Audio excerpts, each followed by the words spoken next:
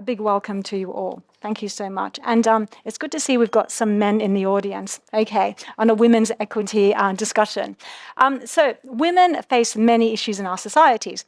We see employment gaps, we see the seniority gaps, we see pay gaps, wealth gaps, and there are health gaps. And on average, women live about 5 years longer than men, but they spend more time in poor health. And which is, I think, as a gap is only a few months when you look at the so-called healthy life years. And so women see these longer diagnostic delays, think cardiovascular disease, or Lisa's going to tell us all about that. Their pain may be underestimated. And there are also research disparities, which I hope we're going to look at as well. So a big question to the whole panel. We're going to start off with a big question and hopefully big solutions. So to what extent and what solutions do healthcare systems, research and innovation need to take into account the distinct health needs of women, their risks that they face, and the barriers they face as well? So who would like to start us off? Okay, brilliant. Thank you, John. So I just want to start by saying that it's not an issue of health inequity. It's purely an issue inequity and equality. 51% of the population are women, and that's not a marginal group, that's a majority. And if you think about what that means from a medicines and a devices perspective, if the products that are available in the UK market or in other markets are not tested in a specific group properly, we don't know, A, if they're effective, we don't know if they're safe, and we don't know what the long-term consequences of that are. And all of this is intertwined with the problems that we see. You're talking about how women, often their pain is underestimated. What are the diagnostics that have been developed to try and diagnose problems that affect both men but also women? How were they developed? And I think thinking about this as an entire system is really important. So it's not something that one individual organisation can solve, but many, many collective heads working together, different organisations, both in government, externally, industry, as well as academia, really pushing the needle forward. And it will take time, but that doesn't mean it's not worth trying. Yeah, no, that's really, really good response. And obviously, because you work at the regulator, you have quite a lot of influence because you speak to device and pharmaceutical companies all the time. I mean, with your work with them, I mean, what do you see the pipeline for kind of women's health medicines? Is it healthy? What about menopause? I mean, there are some, it's always traditionally hormone replacement therapy, and there are benefits and risks with this, but there's also newer stuff coming onto the market, neurokinin antagonists and all the rest of it. But what is the MHRA doing to encourage this idea of equity in clinical research? I mean, what are your kind of initiatives? Well, I think at the moment it's really about trying to ensure that innovators, companies, academics really feel that we're not a barrier. And really our conversation at the moment is about having that open door policy. Please come and talk to us. If you're an SME, if you're even a large organization and you want to enter into a new market, which is developing specific products for women or actually repurposing existing products for an underrepresented group, come and talk to us about what is it that a regulator will need to see in order to grant access for that? And that's really where we are. There are some pilot projects ongoing at the moment. So for those of you that work in the UK clinical trials space, you will have seen that there's a pilot at the moment run by both the MHRA and the HRA, which is the Health Research Authority, which is looking at equality and diversity plans. Currently, this is voluntary. So if you're developing a clinical program, both for medicines as well as devices, the request is that you submit an equality and diversity action plan. It's voluntary at the moment, but the intention is that this is something that we will really look at in close detail and scrutinise with the intention that these products don't just remain behind closed doors for specific groups. I love and the idea move forward. This equality and diversity action plans. I don't think any other regulator is kind of considering that. So it's voluntary at this stage, but currently, yeah, let's see where it goes. That's great. Right. So why do you want to come in? You guys do a lot of interesting work, and I went onto your website and I listened to a video of a lady who was pregnant and who had to stop her epilepsy treatment because she didn't feel she had the advice, that she needed to make the right decisions. And that's just one case. But there's so many chronic conditions that women who are about to get pregnant, and there's just very little information. I'm sure you guys have read the summaries of product characteristics, the inserts that we pharmacists read, I don't know if anyone else reads them. They're not particularly easy to read. They're legal documents, So what does your organization, advocate?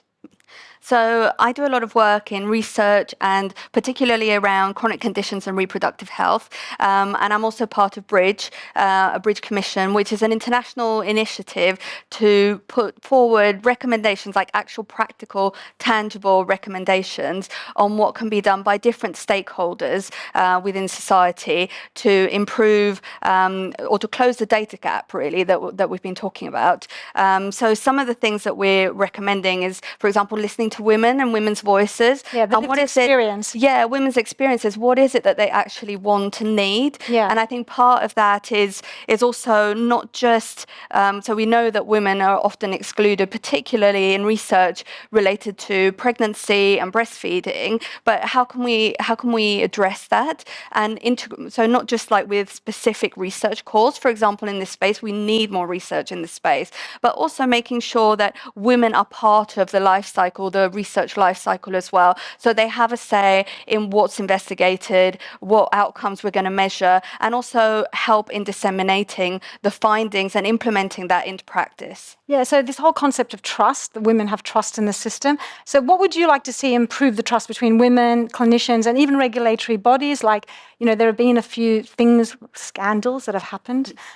So in the past, which particularly affect women. So what would you like to see? Is it just having a woman's voice on an advisory committee for the EMA or the MHRA? What do we need to see in practice? I mean, I think that's really, really important. Yeah. So I've been on panels like that. And actually, even though often you're very much the minority, you still can sway how things go. So, for example, I was on an NIHR funding panel here in the UK, and myself and one of my colleagues, who might be in the audience, Annika, we pushed really hard to try and do a call specifically for communities and what is it that communities wanted funded. And we managed to secure £5.2 million just for this space. So you can actually have a say and be able to push. So I think having women's voices on places where decisions are made, is important. And I think bringing it down to the patient, and coming back to what you meant about some of these scandals. So the reality is, particularly if you're of childbearing age and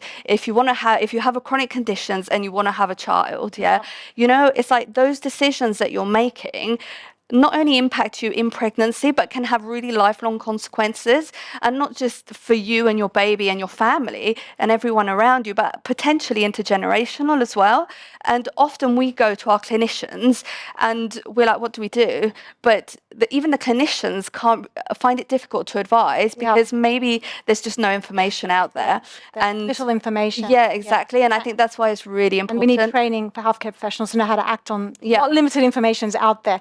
So another big chronic condition is cardiovascular disease. And I'd love to bring in Eliza here on what would you like to see to improve women's health in that area? What are the inequities you're seeing in practice? I want to respond to what the other speaker was saying.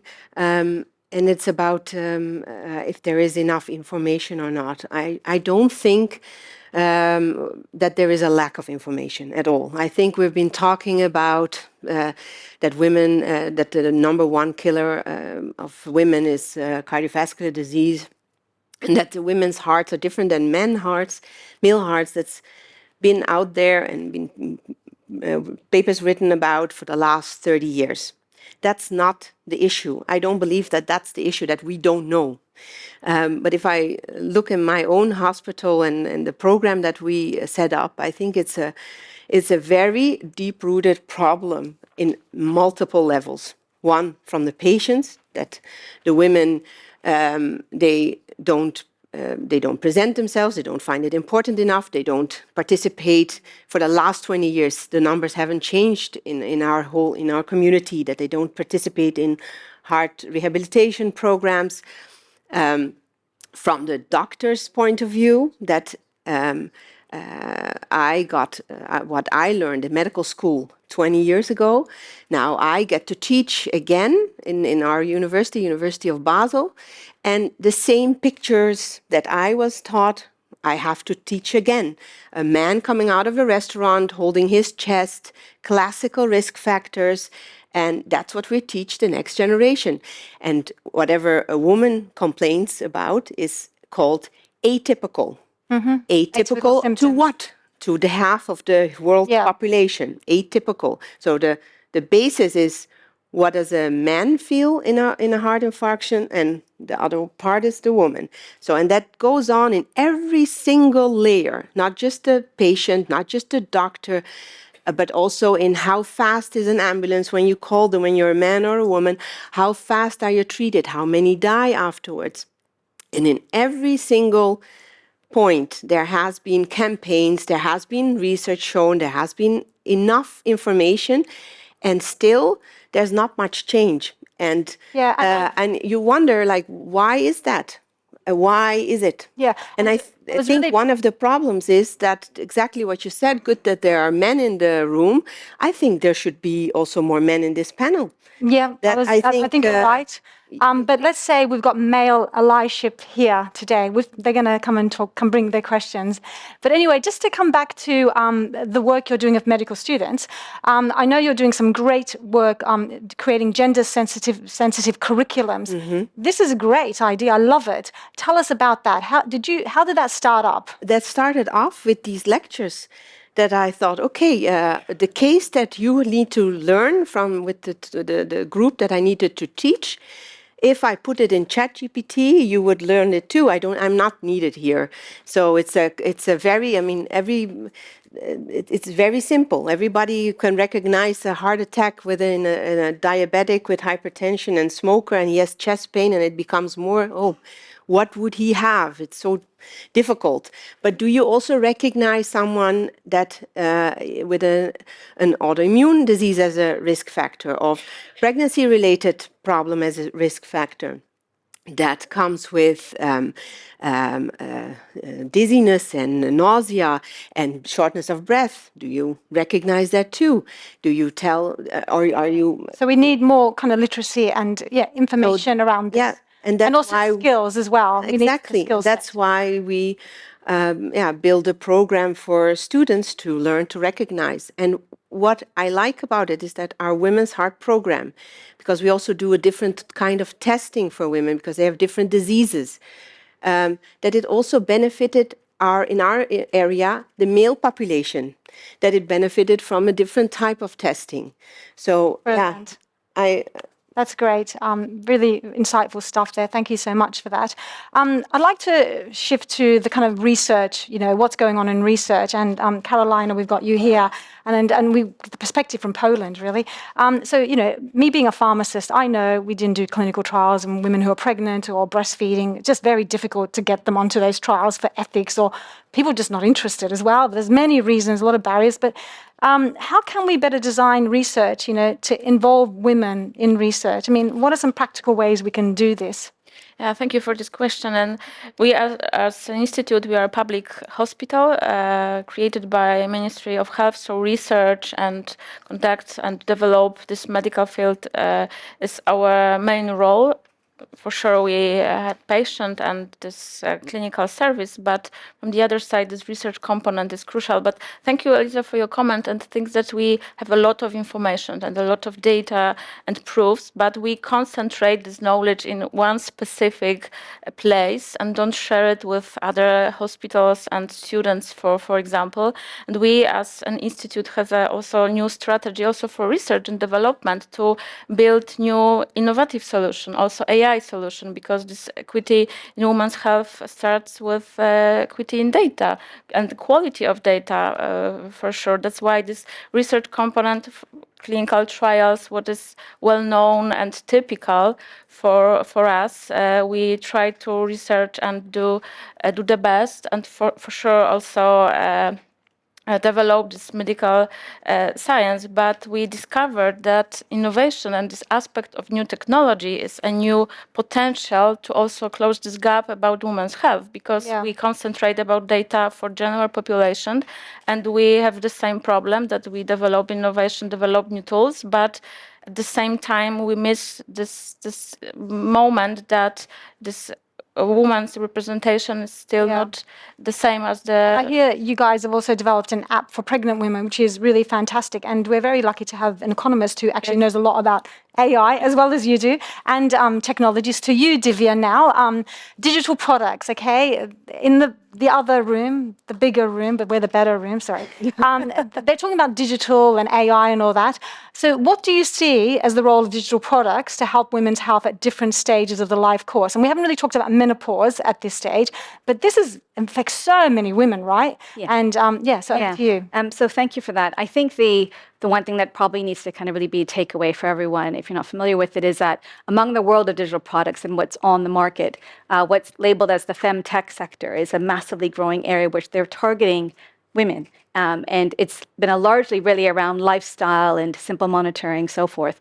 But what is really under-researched is really throughout the woman's life course and at later stages of life. So that is a big gap, actually, on how those products are being designed. But also, we don't really know how well they work. And that is a big issue around understanding, well, whether you're paying for it or whether you want to buy it for yourself, how do you make a decision on whether or not it's right for you? And that isn't actually very, very clear around understanding the evidence around technologies. Yeah. So I want to pick your brain on this because, apps versus traditional health technologies. So drugs, once they've approved, the change is once they're approved, it's approved. Okay. But with an app or an algorithm, by contrast, it gets updated every few months, and it must be very hard for regulators to pin down the effectiveness at a single point in time, right? So what evidence standards do we need to better assess the effectiveness of digital products? One question. And the other one is, they're talking about it in the other room. Let's talk about it here. How can we ensure the data is not biased? Right. Is it built on sex disaggregated data? Right. Okay. So on the first point, to understand how they're effective or not, in this country, the Health Technology Assessment Body, known as NICE as the acronym, had set out evidence standards back in 2019, which was actually very much a forward move for a country like that. And the US back then in the FDA was doing some work on this, but really nowhere else in other countries really was it established. So that actually set a bar to think about around two principles. One is around what is the risk of the technology? Is it a low risk technology in terms of just communicating something, or is it a high risk technology? And the other one was around what does it actually do? What is the functionality of that technology? And coming to your point about regulators is what we've actually researched is around exactly that. So, we have a yellow card scheme in this country. Obviously, my esteemed panelists can talk about it, about monitoring the safety of any type of medicines or devices. And what we called for in our paper was around having something like that around a digital health technology vigilance approach. So that means that once you have a tech product on the market, as a regulator, as a payer, you want to know whether it's worth continually paying for it, which means there has to be a risk shared accountability here between the firms that are making that technology, and also the regulators, which means you need to have a way of monitoring these types of algorithms. Now, in the world of AI, they can be fixed or they can be evolving ones, and that's another discussion we could have afterwards. Yeah. But on the bias point... Yeah, the bias, that's really important. Yeah, it's just around... We need sex disaggregated data, That's right. Yes, so as health economists, what we've been involved in is actually setting standards in how you compare economic evidence around digital technologies, in particular AI. And by setting actually ways to think about what you need to compare around the algorithm, what it's being tested on, what it's being trained on is actually really important, because if you introduce those biases in the trained data set, then the algorithm is just going to regurgitate that when it comes out. And there has to be an onus on the tech providers that they actually think about how to improve the algorithms. Can we bring in Jan? Because you're the regulator, right? You're an assessor. Does this sing to you, what she's saying? Completely, yeah. What else? What are the challenges around looking at apps, and for women's health? What are some of the challenges for you? Yeah, so I completely agree with Divya's point about the fact that femtech is this massively emerging area. And I think it's really complicated because if a company, a small SME decides, I'm designing a well-being product, this isn't a medical device, it falls outside of the regulations. And that is a gap at the moment in terms of what can we do? And there are examples of people using technologies that are never designed for that purpose as a healthcare technology, and that's problematic. And I think I know that we're not supposed to talk about what's happening in the other room, but you can. There was a conversation this morning where Lawrence Talent, who is our CEO, was actually describing a commission that's coming out at the moment to look at exactly this, not just necessarily in femtech, but in digital technologies more widely that are used across the healthcare system. How do we regulate them? Do you regulate the technology? Do you regulate the process? What is it? Yeah. Particularly for newer emerging tech, where actually you don't even know what it's going to look like. So agenic, for example, AI. How will that look in the healthcare sector? I don't know. But as a regulator, we need to have these thoughts early to really create an infrastructure around which patients and, more importantly, women can remain safe. Because often, I mean, you've talked about some scandals, but it's often when things are used outside of their design purpose that problems happen. And that's what we need to try and address. Okay, so the role of the regulator is really important. Also, it's about kind of educating and engaging healthcare professionals because they're at the front line, right? So how does the MHRA support the front line to make it safe practice by default for women? Yeah, it's a really good question. And I think at the moment, the answer is that we need to be really doing more to both empower women so that they have the information. I mean, you alluded to the fact that the product information is not something that people necessarily look at. But actually, the information that goes into that is critical. That is based on the information from the trials, from the post-marketing studies. So they are really important. And I would urge people to actually read some of that information. And if it doesn't make sense, have that conversation with your clinicians. And the more people that do that, the better that information will become in due course. And I'm hoping that the organizations such as Bridge will really help to try and improve the availability of information. Because I agree, we've got enough. It's just how it's disseminated and how people understand it. Yeah.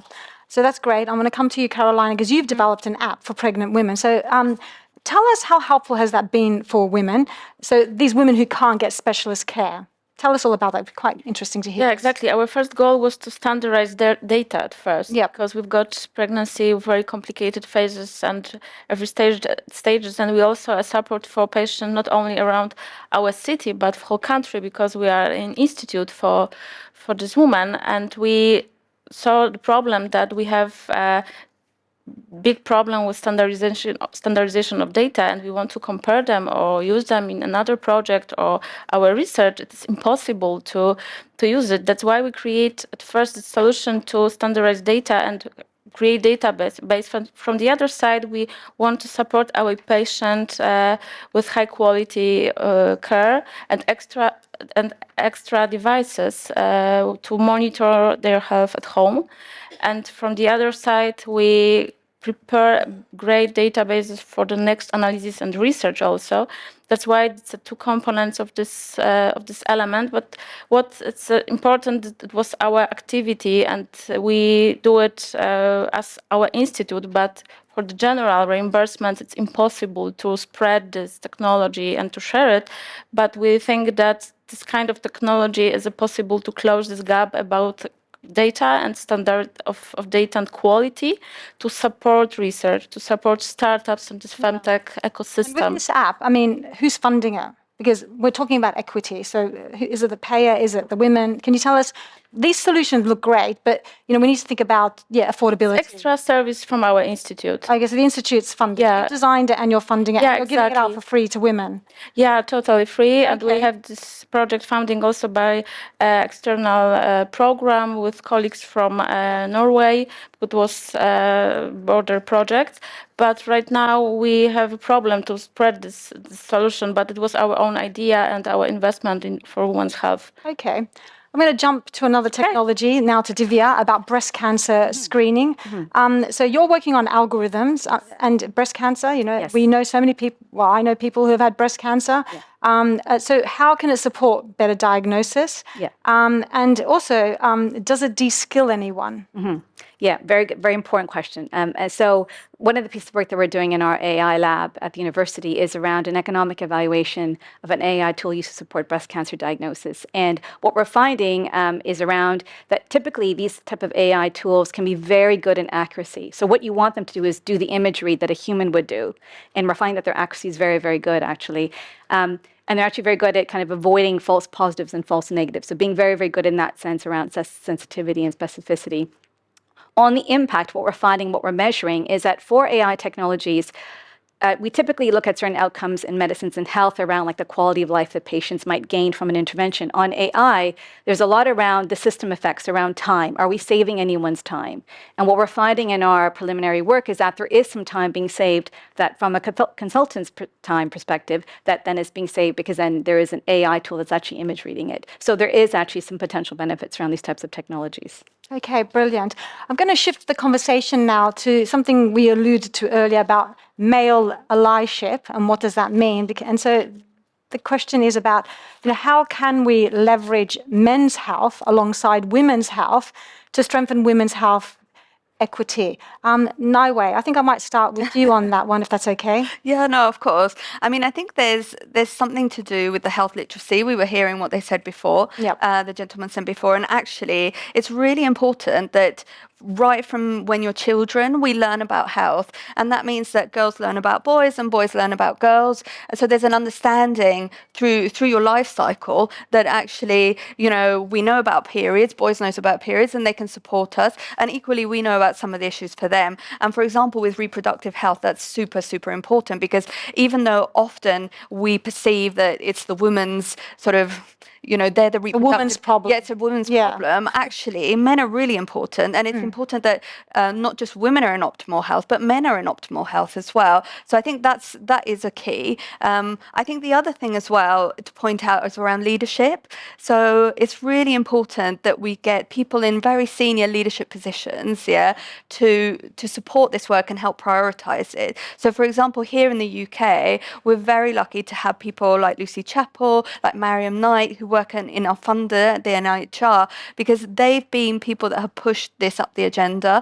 And for example, they launched a call recently for £50 million to address maternity disparities. And it's no coincidence, really, that the first one that's been launched is in a space that they're familiar with. So I think getting leadership to really listen, and to listen to women's voices as well, and what it is that we want ourselves.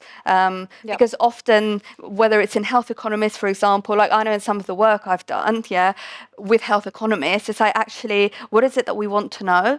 Because we might want to know what's the impact on our children, and actually the health economists should look at us as a whole being. Yeah, and I'm so glad you've raised that. It's really important. Anyone else who wants to talk about male allyship, please? And cardiology is very male, right? Very much so. I'm lucky. So how do you deal with these male cardiologists? I am very lucky to have two brothers. I've grown up with two brothers, and they and still do. I'm 45 now, and I've been insulted my whole life, constantly. And the beauty of that is that I really think that that's why I do good in a male-oriented world, because I don't hear any insults anymore, because it cannot be worse than my brothers do. So that I would recommend any person, and I really believe that we should work together, and we give a lot of talks in groups, and we show how we can treat women better. That my dream is not that we have more women heart centers as we have. No. But it's a great initiative. That I'm not needed, that I can go very early retirement, and that all these women are treated as good as any men would. That's my goal. That's what I want for my daughter. That's what I want for my mother, to be treated the same. And we cannot do this without men on the table. I don't believe that. Yeah, I totally agree. And you see it, and it also is definitely what you said. You have to have women in leadership positions also. That's why we are organizing a big symposium on women's heart health in Basel, and we invited female power players to talk about how to build a career for the next female generation. I think that's as important. And I don't know what it is, but even if we give a talk, it's always like, why is it needed? Why would you need to treat a woman differently? And I don't see what the problem is really. I mean, we know, for example, that among men, although there are less numbers in depression, that way more men commit suicide. Yeah, exactly. Now, if there is an incentive, that there's a special program to see why we don't recognize depression in men, or how we can signal it earlier, I would be all for it. Start a male depression clinic. I'm very happy if that could help the problem. Yeah, that's a really good point you raised, the mental health. I don't see the issue of looking at you have certain heart disease that's 90% women, 10% men. Maybe we should look at it differently then. Yeah, brilliant. Thank you. The great words there. Anyone else who wants to talk about male allyship at all? Yes, go for it. I completely agree. And I think that actually the rhetoric is that there are male allies. They're all over. It's just trying to find them and really ensuring that they're on the same path as you are. Because I think in reality, and the men in the room will probably feel the same. We'll hear from them soon, hopefully. Yeah, but you don't want worse outcomes for the women in your lives. You don't want worse outcomes for your mothers, for your partners, for your wives, your daughters. You just don't. And I think that there is a sea change that is happening gradually, but there are still some dinosaurs, and that just has to be eked out. So, I'm not in any way bashing to say that it should be one versus the other. No, it mustn't be. It has to be joint. It's got to be both, yeah. Definitely. I'm going to open the floor for questions now. Anyone have any questions for our panel? Yes, I'm going to take two questions. The lady over here, thank you. And then the gentleman, we got a gentleman at the back there. Thank you so much. Over to you. Hello, thank you very much for your talks. So my question is around, you mentioned that the amount of money being invested into femtech has increased substantially. My question is on hormonal panel testing and in menopause, where one of the things that I've been hearing more is that the money has been invested, but it means that women are presenting, but there's not much that clinicians can do about it. So it's almost like the investment is not in the right places. Just wondered if you have any thoughts on that and if it's something that's needed to get to the next stage. So I think it depends on which country you're looking at around that, in fact, and just culturally how health professionals are engaging with looking at kind of this issue as well around the femtech sector. So for example, in this country, there's been a huge investment around it, but also there's been probably a large rise in women engaging with the professionals around this. Whereas, in countries like in North America, like in Canada, it's a very, very different picture, actually. So there is a question around kind of how that's sort of filtering down to the right levels of the system that need to be engaging. And I think there's a massive disconnect around that at the moment. I think the other point that's actually really coming out is around understanding how, whether women or not feel like they're accessing information, it's actually coming back to the point around, well, actually, have they sort of been consulted in what these femtech sector companies are doing? And I would argue that generally in health systems globally, tech sectors have come in without a very strong clinical background. They haven't really involved lots of people that have lots of expertise in this area. Pharma companies have focused on their medicines and have been very slow to think about how they can bring in techs around app reminders for diabetes, for example, which is now a massive area. But around the tech part, they haven't really engaged collaboratively. And those that work in health research know you need to collaborate as a model from the beginning. And that's been a major drawback, actually, why they have not been going the way they would like to see it. Thank you. That's my view, yeah. Yeah, it's great that you're doing work in tech and you're an economist, two traditional kind of male-dominated spaces. I'm very proud of you. Well done. The gentleman at the back. George Weidenberg with the Davos Alzheimer's Collaborative, a disease condition that disproportionately affects women. 2/3 of those with Alzheimer's are women. 2/3 of the caregivers of those with Alzheimer's are women. And so our own view is, from a man's point of view, the more we learn about the human condition, the more we learn about you, the more we'll know about ourselves. So in fact, this is not just a man-woman issue, it's a human condition we ought to learn about. But we actually are looking now at the whole causal link to Alzheimer's and finding that fetal development affects the brain development from birth. Menopause clearly has some impact on why it is that women get this disease more than men. So that we very much looking now at a life course, which involves every stage of a woman's health life. Sexual violence against women is traumatic much more than sexual violence against men. And as a consequence, we believe that's a potential sort of an external cause. So no real comment other than thank you for what you're doing. Invite us in. We're welcoming all the work we can do in Alzheimer's with both men and women, even in clinical trials to the MHRA. We're working with the FDA because clinical trials in Alzheimer's now are 50-50 men and women. But that means that the clinical results are not statistically significant for men or for women. And so we can't see the differences in clinical trials. And the notion of doubling the trials by doing a man-only trial or women-only trial, not economically feasible. So trying to figure out whether there are ways with our regulators in the FDA and with you to figure out how to pool data across trials so that we can disaggregate by sex is going to be an important development that can be very helpful Thank you. if you at the regulator can help us. Thank you so much for that comment and this whole sex disaggregated data and also subset analysis of trials, but you need a big enough trial to be able to do that. Does anyone else have another question? The lady at the front here, and then I think there was someone at the back. No? I did see a hand. This lady here. Thank you so much. Hi, my name is Jasmine Powell. I'm a public health physician from Canada. Thank you for doing this session. I was really, really glad to see it in the program. And just on the comment that just happened, I'm really curious or interested in epigenetics and trauma and how those relate. Not an area I have a lot of expertise, but I think there's pieces there we could look into that would be helpful. My question was that many of us, all of us, women and men, have a lot of internalized sort of practices or views or things we come into encounters with where we treat men and women differentially, and there's been things showing what we celebrate and what we think is bad depending on someone's gender. I was curious if you've seen, sorry, I'm doing well with this microphone. I'm curious if you've seen what strategies you've seen at an individual or organizational level that have been effective at dealing with that, because I think there are often things we're not super aware of.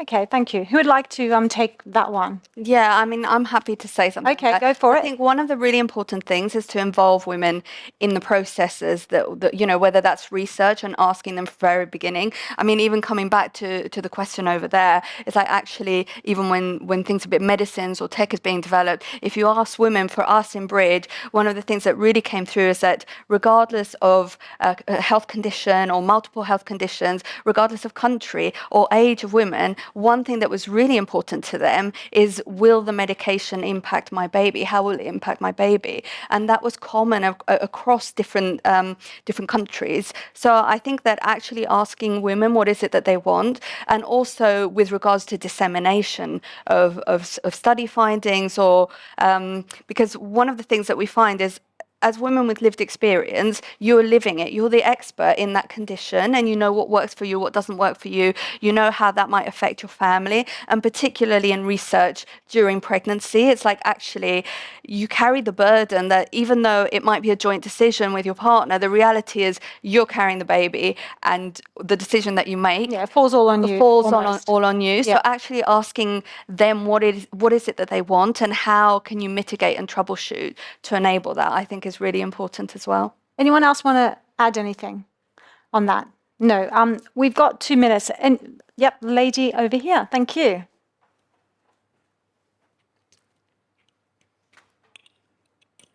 Hello, I'm Abigail. I'm editor at Future Medicine. I want to talk about LLMs a little bit because we Could you speak up a little louder? Sorry. Oh, yeah, apologies.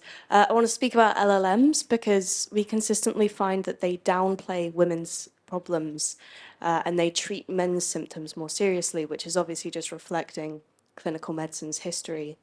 And it's all good and well saying that we can standardize the data, but in practice, are we really going to be able to go back through all these clinical notes and correct every single time that a women's health issue has been downplayed? So is there a feasible solution there? Or do you think it's just about... Good question. Thank you. Yeah, so bias, LLMs. Who wants it? Divya's nodding. Go for it. Completely agree, actually, on the LLM point. And Elisa, please go next after that. Yeah. Go ahead. Completely agree on the LLM point. I think that there is an issue around what they will scrape to actually collect the information on that. And I think that what's coming through when you're trying to measure the performance of some of these LLMs as they're realizing the biases that are being introduced in them. But I think I would say that it depends specifically on the therapeutic area that you're looking at as well, because it's really varied on how well they may be performing compared to other ones. And I think that what that is calling for is a greater scrutiny over how these things are actually being thought to be trained on. And I think that's where you can correct the model. Whereas I think before, the coders probably weren't really engaging with others with expertise around it to think about how you can improve and address some of those biases already in the LLMs. But over to you, Elisa. Yeah, I agree with you. It is difficult to go back into a medical file and change it. And we see a pattern that I see a lot is that if they don't know what a woman has, and it's labeled as psychological. So most of the women that come to me after 10 years or 5 years of complaints, they're all on antidepressant.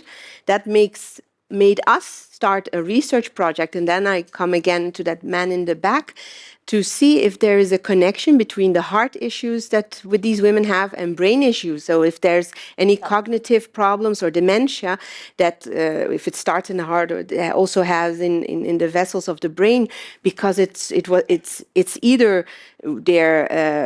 it's all correct psychological problems, or maybe there's something else going on. And I don't think you can change that in all the files. You just have to start over again and look at it with a fresh view. That's all. Thank you so much, Eliza. So we've come to time. This has been a great discussion. I'm very energized and motivated. Thank you for your questions and participation. Can we thank our fantastic panel?